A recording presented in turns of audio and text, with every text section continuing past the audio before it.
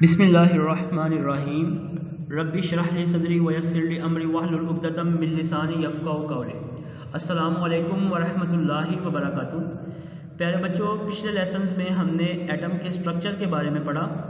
आज हम डिस्कस करेंगे atomic and mass number. Book के पेज नंबर 57 के ऊपर यह हेडिंग है एटॉमिक नंबर। सबसे पहले हम एटॉमिक नंबर को डिस्कस करेंगे। The number of protons present in the nucleus of an atom is called atomic number. किसी एटम के न्यूक्लियस में जितने प्रोटॉन्स प्रेजेंट होंगे उसको हम उसका एटॉमिक नंबर कहते हैं। It is represented by capital Z। Atomic number को हम कैपिटल Z या कैपिटल Z से हम रिप्रेजेंट करते हैं। एग्जांपल्स आगे दी हुई हैं।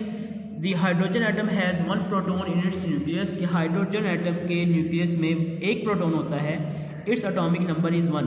क्योंकि एक प्रोटॉन होता है तो इसका एटॉमिक नंबर भी 1 हो गया। सेकेंड एग्जांपल दी हुई है। Carbon atom has 6 proton in the nucleus. Carbon atom के न्यूक्लियस में 6 प्रोटॉन्स होते हैं, इट्स एटॉमिक नंबर इज 6। इस तरह इसका एटॉमिक नंबर 6 होगा। N oxygen atom has 8 proton in the nucleus. Oxygen atom के न्यूक्लियस में 8 प्रोटॉन होते हैं। तो आप बताएं what will be the atomic number of oxygen. तो ऑक्सीजन का एटॉमिक नंबर कितना होगा? जी बिल्कुल, जो एटॉमिक नंबर है ऑक्सीजन का वो 8 होगा। Each element has its own atomic number. हर एलिमेंट का अपना एक अलग एटॉमिक नंबर होता है। We can identify an element by its atomic number. हम इस एटॉमिक नंबर की मदद से एलिमेंट्स को आइडेंटिफाई कर सकते हैं, पहचान सकते हैं। मिसाल के तौर पर जिस तरह आपने ऊपर एग्जांपल देखी हैं, आपसे अगर कोई पूछे कि अगर किसी एटम का एटॉमिक नंबर 1 है तो वो कौन सा एटम होगा, तो आप फ़ौरन कह देंगे कि वो हाइड्रोजन एटम है। हर एटम का अलग एटॉमिक नंबर होता है। नेक्स्ट हमारा टॉपिक है mass number. Mass number, the sum of proton and neutron in the nucleus of an atom is called its mass number. किसी एटम के न्यूक्लियस में जितने प्रोटॉन और न्यूट्रॉन होते हैं उसके सम को, उन दोनों को जमा करने से हमें मास नंबर मिलता है। It is represented by capital A।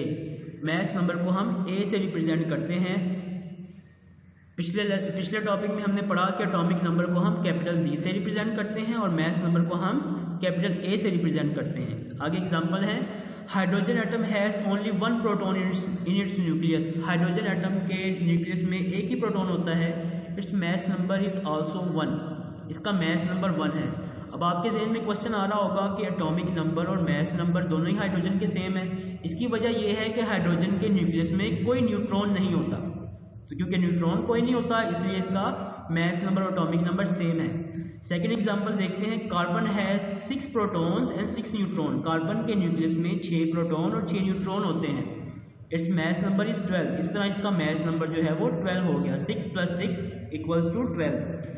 We can use atomic numbers and mass numbers to find the number of neutron in an atom. तो वो कह रहे हैं कि हम एटॉमिक नंबर और मास नंबर की मदद से किसी भी एटम के नंबर ऑफ न्यूट्रॉन्स भी फाइंड कर सकते हैं। वो कैसे?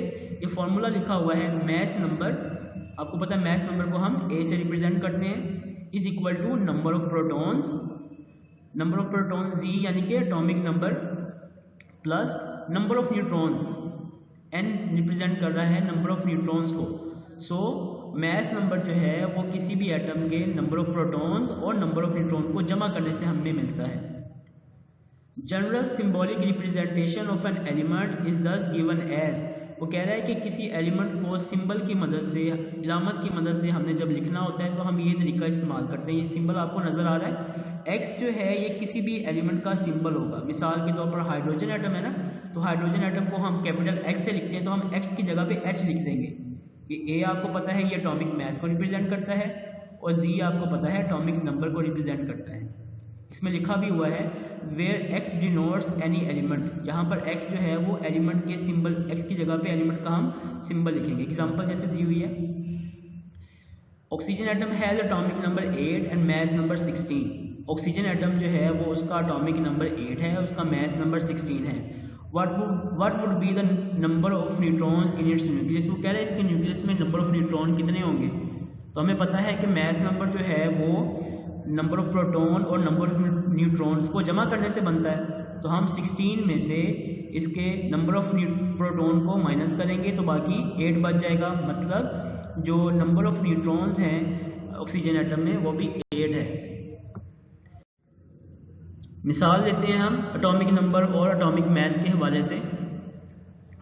फॉर एग्जांपल कार्बन एटम में इसके न्यूक्लियस में 6 प्रोटॉन्स हैं, तो हमें पता है कि नंबर ऑफ प्रोटॉन्स को हम एटॉमिक नंबर कहते हैं, तो इसका एटॉमिक नंबर भी 6 होगा। जिस तरह ये नीचे लिखा हुआ है उस सिंबल के मुताबिक x की जगह पे हमने C लिख दिया और 6 की जगह पे हमने इसका एटॉमिक नंबर लिख दिया, और इस तरह 6 + 6 इसका 12 जो है वो इसका मास नंबर या एटॉमिक मास बन गया।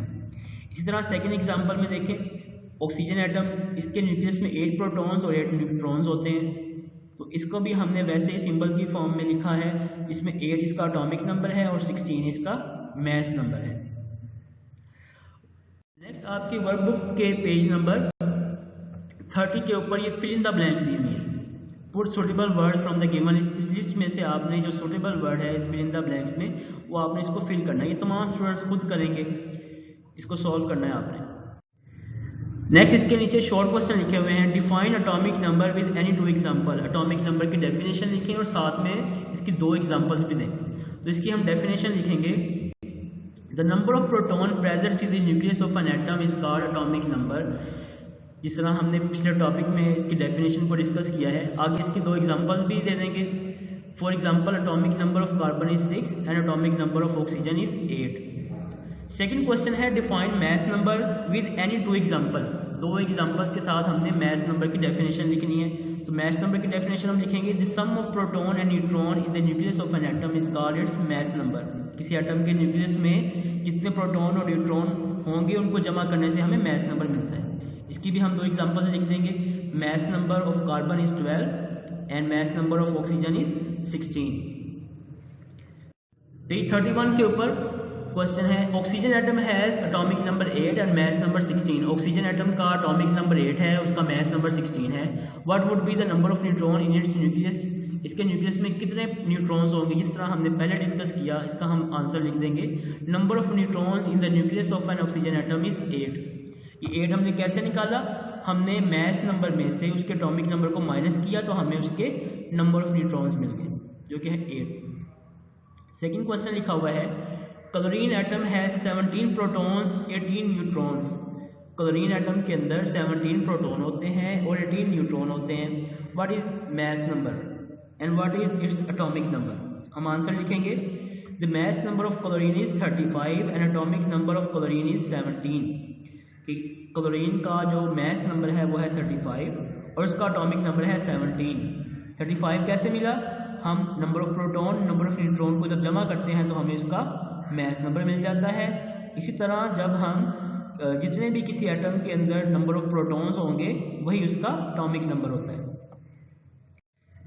नेक्स्ट जो क्वेश्चन है, calculate the number of protons electrons and neutrons in a sodium atom. एक सोडियम एटम के अंदर number of electron proton neutron आपने बताने कितने होते हैं। आंसर हम लिखेंगे, sodium atom has 11 protons 11 electrons and 12 neutron. Sodium atom के अंदर जो है वो 11 प्रोटॉन्स होते हैं, 11 उसमें इलेक्ट्रॉन्स होते हैं और 12 न्यूट्रॉन्स होते हैं। प्रोटॉन और इलेक्ट्रॉन जो है वो हमेशा इक्वल होते हैं।